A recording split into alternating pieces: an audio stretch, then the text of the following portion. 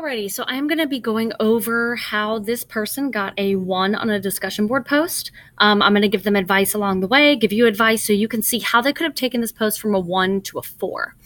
Alrighty, so go ahead and pause your video now, read this prompt, and go ahead and read their response. Now that you're done pausing and you join me again, I'm going to break this down for you. So right here, the person wrote about Dear Martin and truth, but the prompt was not about Dear Martin.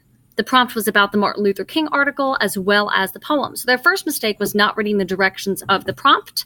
The second one is that there are no outside connections present. So every post requires an outside connection. It could be a book, a movie, a moment in your own life, etc., that connects to whatever the topic is, and they don't include that. They obviously did not read the prompt directions, and they didn't meet the length requirement. So the length requirement for this one was 5 sentences. They do not have 5 sentences, and there's no analysis, only summary. What summary is that this person just told me what the story was about.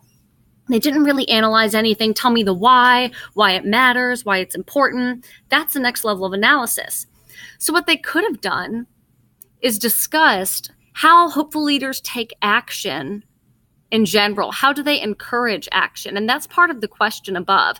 Another part that they could have analyzed would be discussing these civil rights movement attitudes, telling me what they are, because right here it just says, how do they convey similar attitudes? And they didn't explain that at all. They could have compared it to the real world today or also to the text. But due to all these things, this is why this person got a 1 instead of getting a 4.